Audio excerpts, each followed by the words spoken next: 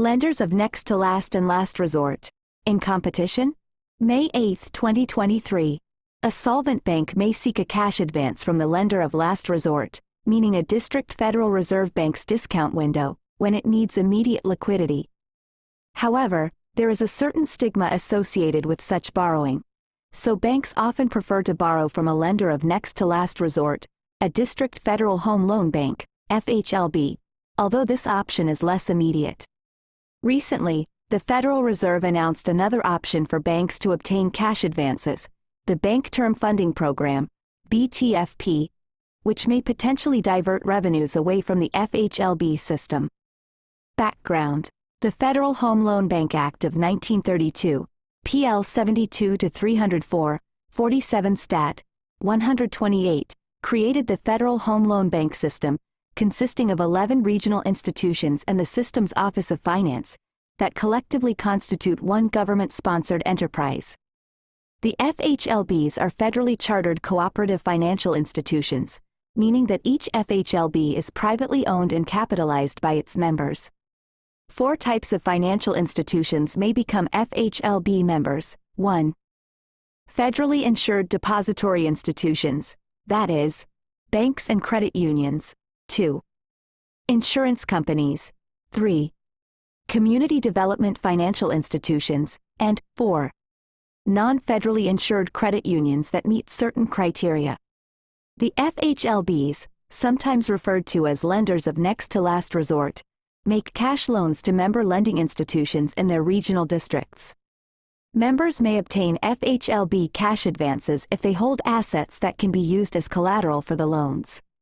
Eligible assets include government-backed securities, such as U.S. Treasuries, and mortgage-backed securities, MBS, issued by Ginnie Mae, Fannie Mae, and Freddie Mac.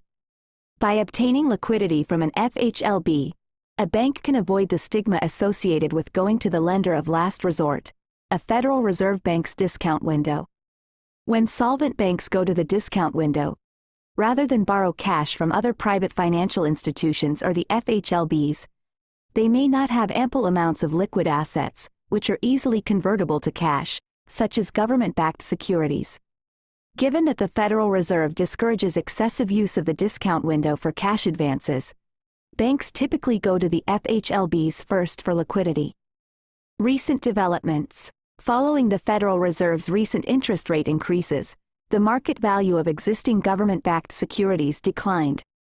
Specifically, the yields on existing securities already held in bank portfolios were relatively low compared to new issuances with higher interest rates.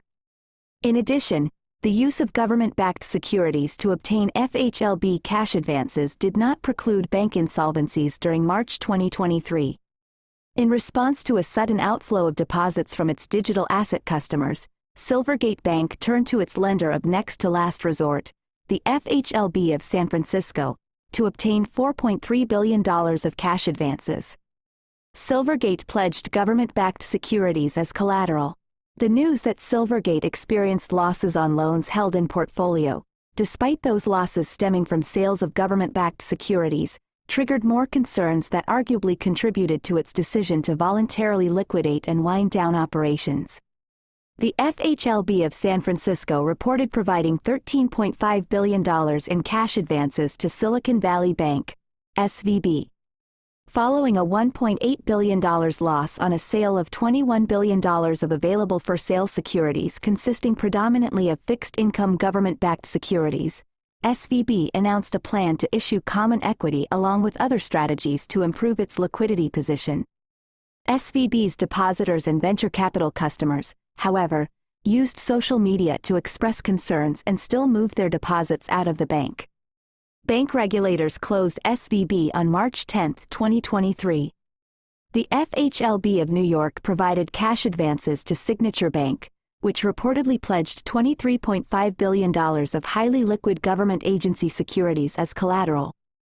The bank regulators closed Signature Bank 2 days after SVB's failure to reduce contagion risk, that is, the risk of adverse news about one financial institution spreading and adversely affecting other institutions with some similarities in business models, although they may not have any obvious business relationships.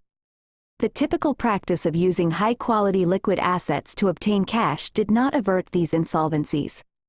Although FHLB borrowing lacks the stigma associated with the discount window and is considered a routine practice for obtaining liquidity, some stakeholders arguably formed unfavorable perceptions that still led to panic runs by some depositors. On March 12, 2023, the Federal Reserve announced the BTFP. In contrast to a Federal Reserve Bank's discount window, which charges above market rates for loans, eligible depositories will receive cash loans based upon above market values, for example, the initial par values of their government-backed securities used as collateral. The FHLBs, however, must still offer cash loans based upon current market as opposed to initial par values of eligible collateral. Unlike the Federal Reserve, the FHLBs must issue debt to raise the funds that they in turn lend to member financial institutions. The FHLB of Dallas subsequently disclosed to investors, on its updated 10-K form for the fiscal year ended December 31, 2022, that the Federal Reserve's BTFP could reduce the demand for its advances over the term of the program.